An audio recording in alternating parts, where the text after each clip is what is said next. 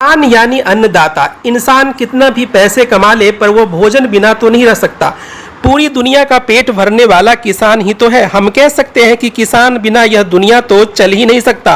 कुर्मी जाति देश के कृषक जाति की प्रतिनिधि है। ज्यादातर कुर्मी उत्तरी भारत के पूर्वी गंगा के मैदान में पाए जाते हैं। कुर्मी जाति के अधिकांश लोग परंपरागत कृषि से संबंधित कार्य से जुड़े हुए हैं। कुर्मी को हम कन्बी, कुनबी, कुर्मी, कन्वी, कुर्मी इत्यादि नामों से भी जानते हैं। ऐतिहासिक प्रमाणों से यह तथ्य उजागर होता है कि कुर्मी जाति के पूर्वज उच्च कोटि के विशुद्ध पराक्रमी तथा शूरवीर क्षत्रिय थे। आइए जानते हैं कुर्मी जाति का इतिहास। कुर्मी शब्द की उत्पत्ति कैसे हुई? आइए अब जानते हैं कुर्मी शब्द की उत्पत्ति कैसे हुई। आदि कृषकों ने क्षत्रित्व राजसी जीवन त्याग कर अपने कुटुंब परिवारों के साथ ग्राम बसाकर एक स्थान पर रहना प्रारंभ किया। इन परिवारों को कुटुंब कहा जाता था और परिवार के सदस्यों को जाति बोधक संज्ञा कुटुंबिक बन गई। धीरे धीरे बोलचाल की भाषा में कुटुंबिक का टू गायब हो गया और कुंबी, कुर्मी, कुनबी, कनवी आदि शब्द चलन में आने लगे। कुटुंब को कुल भी कहा जाता था, अतः कुल से कुलम्बी, कुलमी, कुर्मी, कुर्मी क्षत्रिय, कुर्मी इत्यादि हो गया। जोगेंद्र नाथ भट्टाचार्य के अनुसार यह शब्द एक भारतीय आदिवासी भाषा से लिया गया है या संस्कृत शब्द कृषि कर्मी हो सकता है। गुस्ताव सालोमन ओपर्ट का सिद्धांत भी यह मानता है कि इसे कृषि से लिया जा सकता है। आर्यों के पूज्यतम देवराज इंद्र थे, जिन्हें अनेक वैदिक मंत्रों में तुबी कुर्मी अर्थात महान पराक्रमी कर्मयोगी कहा गया है। कुर्मी का शाब्दिक अर्थ है कर्मशील पराक्रमी। तुबी कुर्मी का अर्थ है अत्यंत कार्यकुशल, महान पराक्रमी, महान कर्मयोगी। कु अर्थात पृथ्वी, रमी अर्थात रमी हुई या संलग्न। कुर्मी अर्थात वह व्यक्ति या जाति जिसका कर्म क्षेत्र भूमि है।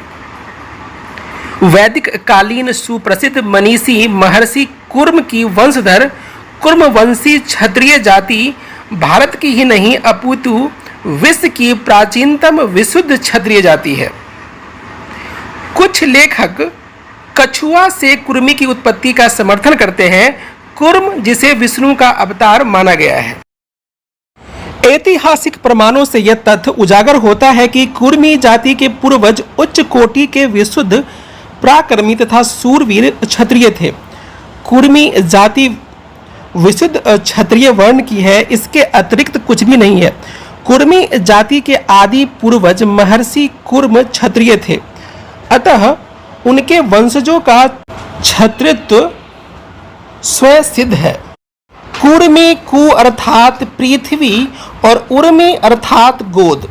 इस प्रकार कुर्मी शब्द से तात्पर्य है पृथ्वी के गोद में पलने वाला या पृथ्वी पुत्र।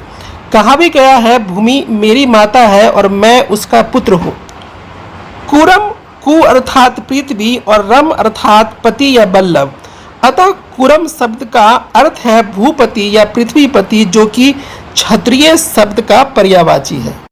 2020 में अखिल भारतीय कुर्मी क्षत्रिय महासभा सम्मेलन को संबोधित करते हुए महासभा के प्रदेश अध्यक्ष डॉक्टर अखिलेश कुमार सिंह ने कहा कि आज ही नहीं सदियों से कुर्म वंश का गौरवशाली इतिहास रहा है।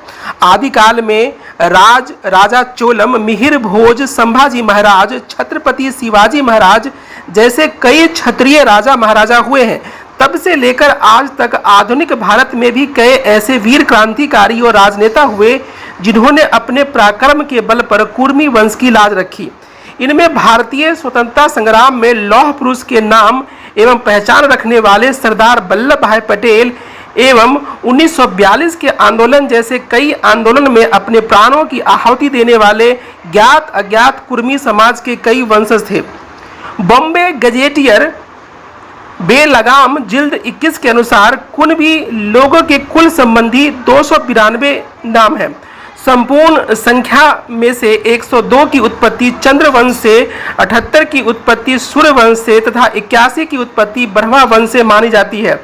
शेष 31 कुल के संबंध में कहा जाता है कि उनका संबंध विविध वंशों से है। एनसाइक्लोपीडिया ब्रिटेन का 14वां संस्करण में कहा गया है कि कुणबी महान हिंदू कृषक जाति है जो मुख्यतः पश्चिमी भारत में पाई जाती है।